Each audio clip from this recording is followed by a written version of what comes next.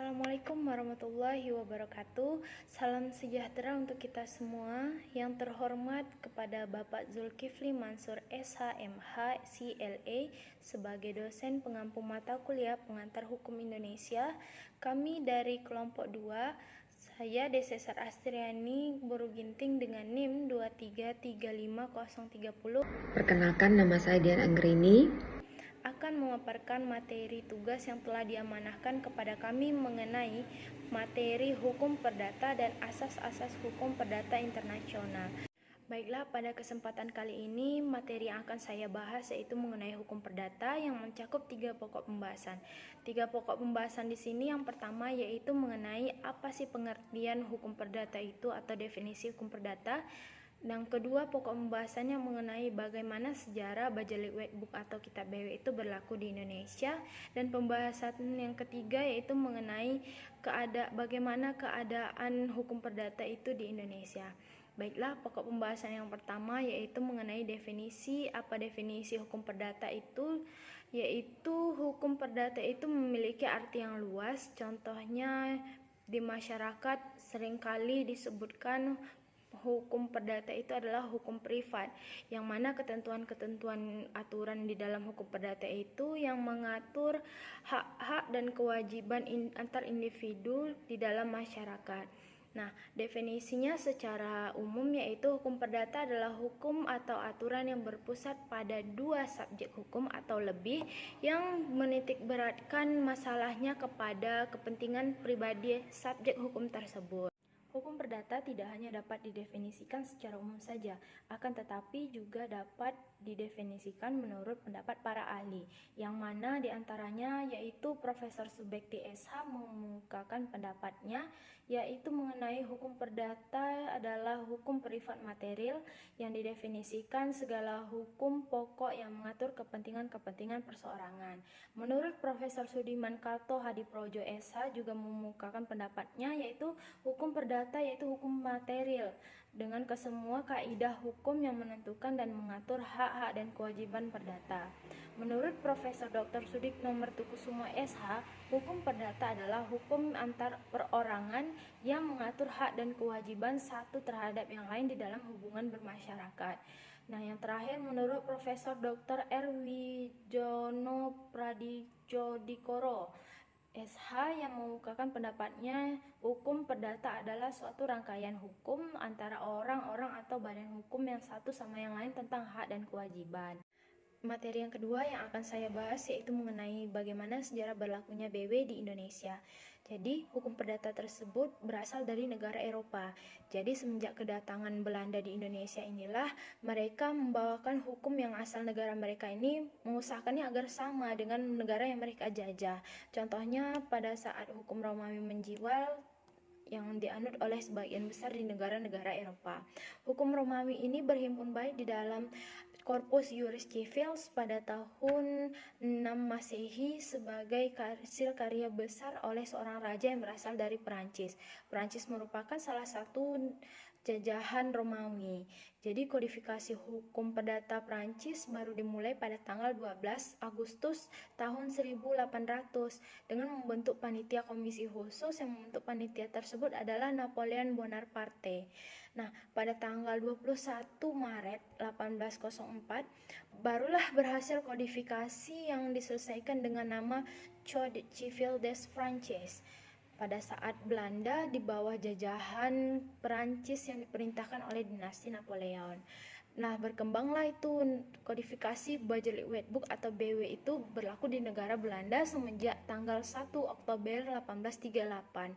Pada saat Belanda menjajah di Indonesia atau Hindia Belanda, Belanda tersendiri membentuk panitia yang diketuai oleh Mr. Scholten dengan tujuan agar BW ini atau Bajalik White Book ini dapat berlaku di negara jajahannya.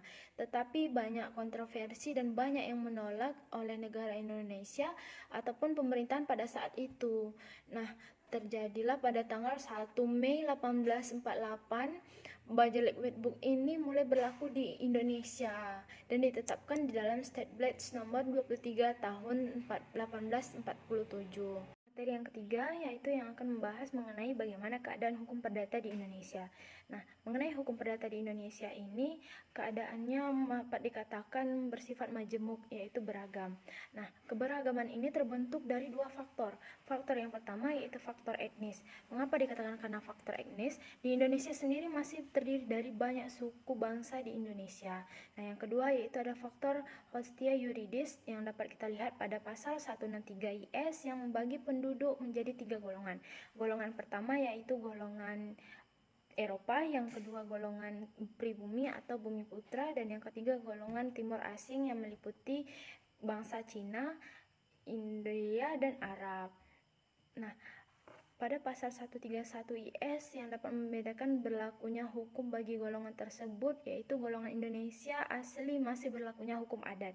Golongan timur asing berlakunya hukum masing-masing dengan catatan timur asing dan pribumi boleh tunduk pada hukum Eropa Barat secara keseluruhan ataupun beberapa macam tindakan hukum perdata. Nah, golongan Eropa juga masih berlaku hukum perdata atau BW dan hukum dagang BVK. Baiklah, saya akan lanjutkan, di mana di sini saya akan menjelaskan sedikit mengenai azas-azas hukum perdata internasional. Peraturan hukum yang menjadi sumber hukum dari hukum perdata internasional terdapat di dalam Algemeen Bepalingen van Wetgeving yang azasnya dicantumkan dalam pasal 16, 17, dan 18. Nah, ketiga pasal ini merupakan sisa dari ajaran atau teori statut yang diciptakan oleh Bartolus de Saxovirrato. Itu ketika pada tahun 1314 sampai 1357. Hukum perdata internasional adalah sekumpulan peraturan yang mengatur peraturan apa yang menjadi peraturan hukum atau peraturan mana yang berlaku mengenai hubungan hukum yang diadakan oleh dua atau lebih orang yang ditunjuk pada tata hukum yang berbeda. Hukum perdata internasional tidak terdiri atas aturan-aturan hukum yang mengatur hubungan antara negara-negara, tetapi maksud aturannya adalah mengatur hubungan-hubungan antar perseorangan dari berbagai negara. Nah, sehingga bisa kita simpulkan bahwasanya hukum perdata internasional itu, dan ini disesuaikan dengan pendapat Harton H. 1988, bahwasanya beliau menyampaikan hukum perdata internasional itu adalah hukum perdata yang disebut internasional karena aturan-aturan hukum itu menunjukkan menurut hukum nasional manakah yang harus dipertimbangkan, sehingga hubungan-hubungan hukum perdata yang ditimbulkan oleh pergaulan internasional itu sendiri.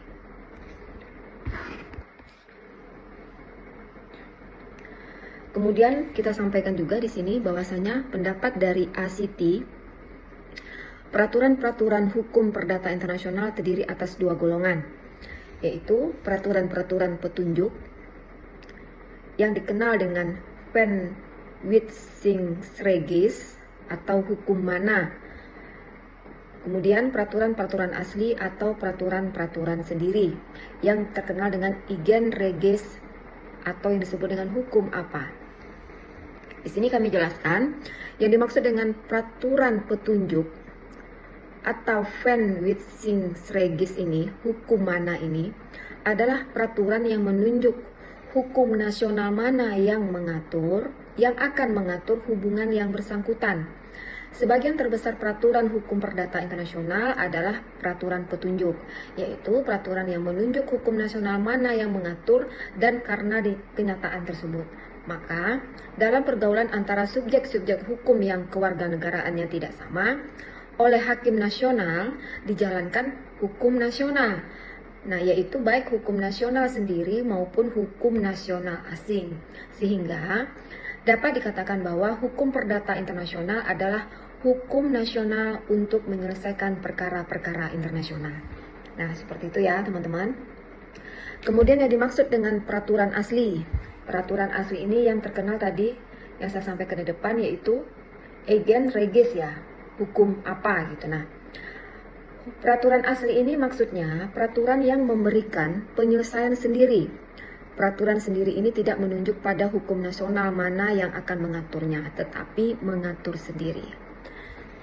Baik, kita lanjutkan. Terdapat 3 azas hukum perdata internasional yang lahir pada masa sekarang. Nah, pertama itu ada azas lex recitae atau lex situs.